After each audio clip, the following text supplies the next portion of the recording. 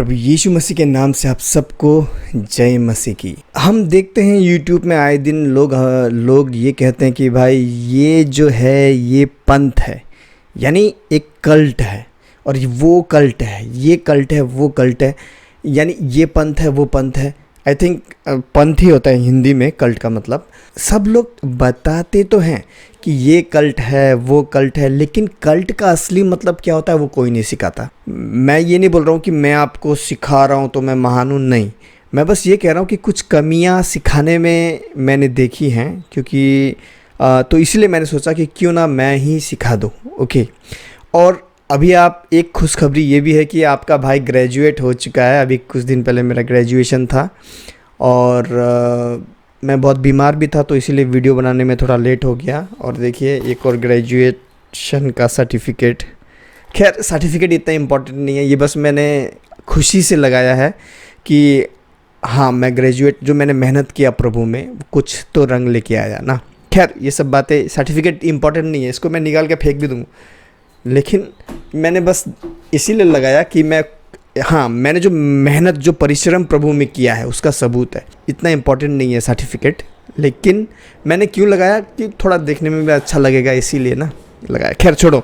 तो आज मैं आप लोगों को सिखाने वाला हूँ पंथ क्या है। सब लोग बोलते तो हैं कि पंथ पंथ पंथ, ये है कल्ट, वो है कल्ट, लेकिन कल्ट क्या है, ये हमारा लास्ट बुक था मिशनरी इवेंजलिज्म डिसाइपलशिप का। तो इसमें बहुत सी अच्छी अच्छी बातें हैं। तो आज हम लोग पढ़ेंगे कल्ट्स के विषय में। पेज 192 यहाँ पर देखिए, इस साइड में CULTS, कल्ट्स का मतलब क्या होता है, और इसका पूरा फुल फॉर्म पढ़ेंगे। ओके, अब मैं आपको बताऊंगा, स्क्रीन में आप लोगों को दिखाता भी जाऊंगा। तो कल्ट्स क्या है, देखिए कोई भी एक शॉर्ट अगर उदाहरण इसका दूँ मैं, कोई भी ऐसी शिक्षा जो बाइबल की नहीं है, उसमें अगर कोई भी चीज़ आप ऐड कर रहे हो यानी मिला रहे हो, या कोई भी चीज़ उसमें से कम कर रहे हो यानी निकाल रहे हो, लेस कर रहे हो, तो वो सब कल्टिज़म यानी कल्ट शिक्षा में आ जाएगा। ओके, इसमें से बहुत सारी चीज़ें हैं, जैसे कि सबसे पहला है C। कल्ट का C होता है। C से क्या होता है, कन्वर्जन बाय वर्क्स और self realization, reform, not by grace through faith. जैसे कि बाइबल सिखाता है उद्धार हमें कैसे मिलेगा। उद्धार के लिए हमें कुछ करना नहीं पड़ेगा, उद्धार पाने के लिए हमें कुछ करना नहीं पड़ेगा, बाइबल ये कहता है।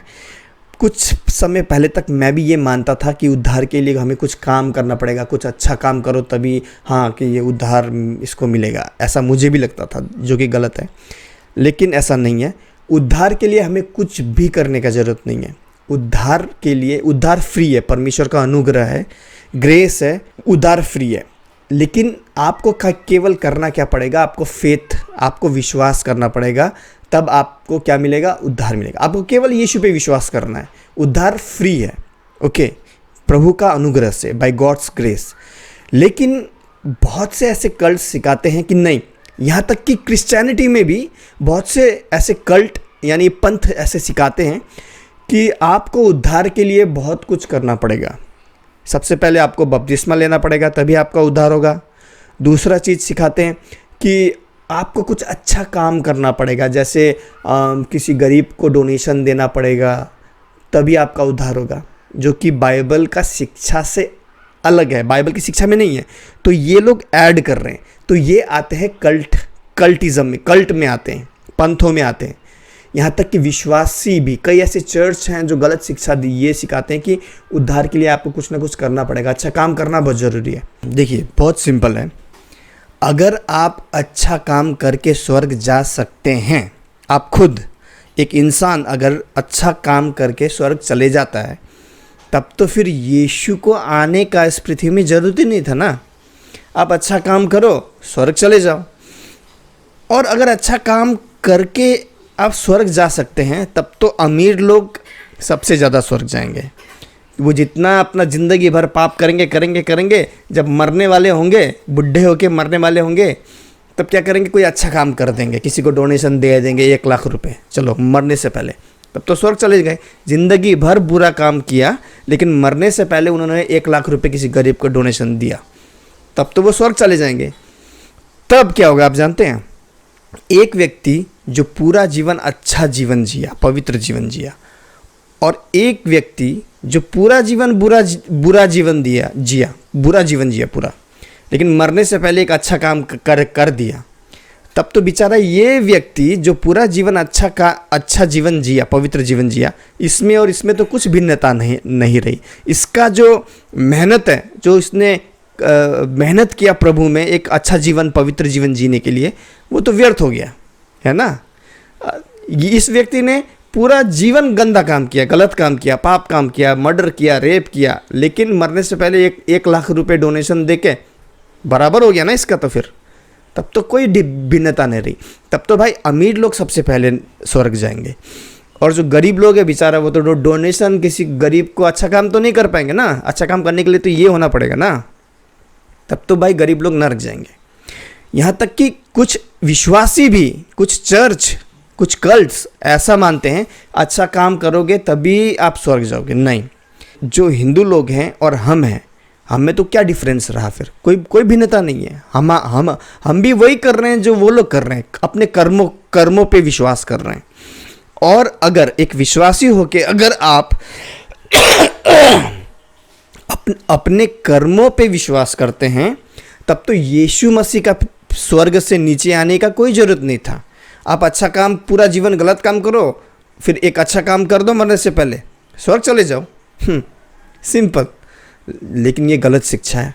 आप कभी भी अच्छा काम करके स्वर्ग नहीं जा सकते, क्योंकि हम इंसान पापी हैं। पाप का बीज हमारे अंदर है। चाहे कितना भी अच्छा बड़ा पास्टर फादर क्यों ना हो, हर कोई व्यक्ति अपने विचारों से पाप कर बैठता है, क्योंकि ये उसके कंट्रोल में नहीं है। मन जो है ना, मन किसी के कंट्रोल में नहीं होता है, वो गलत सोच आ ही जाता है। तो अच्छा कर्म करके स्वर्ग जाना इम्पॉसिबल है। और केवल चर्च ही नहीं, यहाँ तक कि ऐसे बहुत से धर्म हैं जो सिखाते हैं आपको कर्म करना पड़ेगा, अच्छा कर्म करना पड़ेगा, तभी आप स्वर्ग जा सकोगे। ये कल्टिज्म में आता है। आप अच्छा काम करेंगे तभी आपको उद्धार मिलेगा, ऐसा नहीं है। ठीक है, उद्धार परमेश्वर का अनुग्रह है। परमेश्वर चाहता है कि हर किसी को उद्धार मिले। जब आप केवल विश्वास करते हैं, विश्वास करते हैं, तो प्रभु का जो अनुग्रह है, अनुग्रह से हमें उद्धार मिल जाता है। अनुग्रह का मतलब क्या होता है?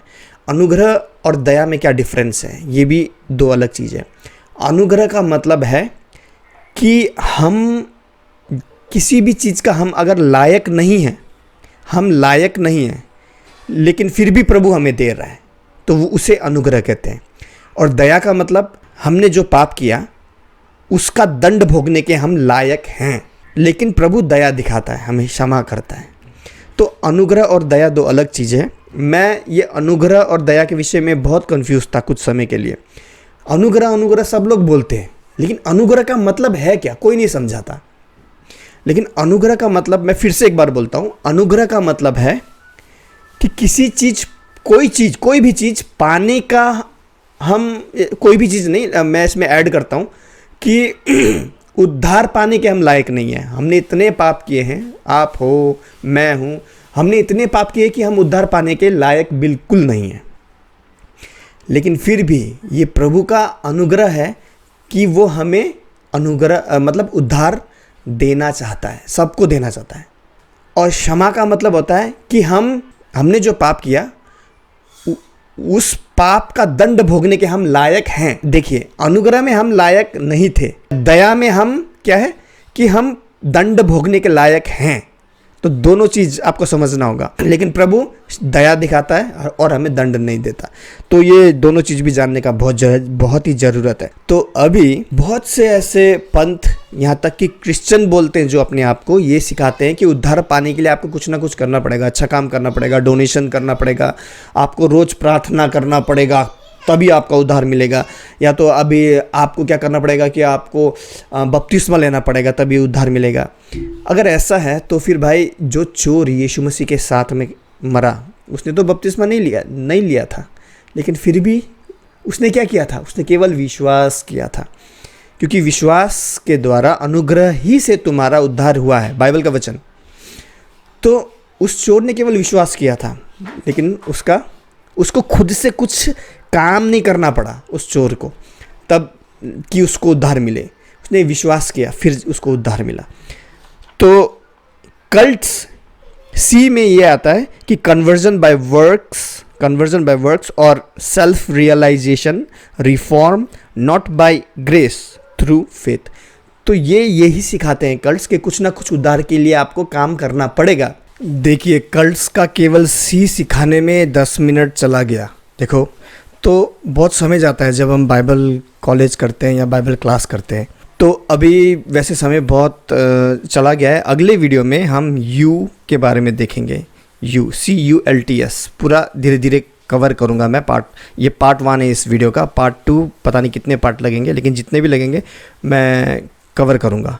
खैर, आज की वीडियो में आपको कल्ट में क्या कल्ट का जो सी होता है, उसमें आपको पता चला होगा कि कोई भी चर्च या कोई भी शिक्षा, जब लोग ये मानते हैं कि हमें कर्म करके हम उद्धार पा सकते हैं, तो वो गलत शिक्षा है। वो चर्च छोड़िए क्योंकि वो गलत शिक्षा है। आज की वीडियो में इतना ही। अगले वीडियो इसका पार्ट 2 जरूर आएगा। इस वीडियो का जरूर देखिएगा, ये शायद सीरीज़ बनने वाला है। मिलते हैं अगली वीडियो में, तब तक के लिए जय मसीह की।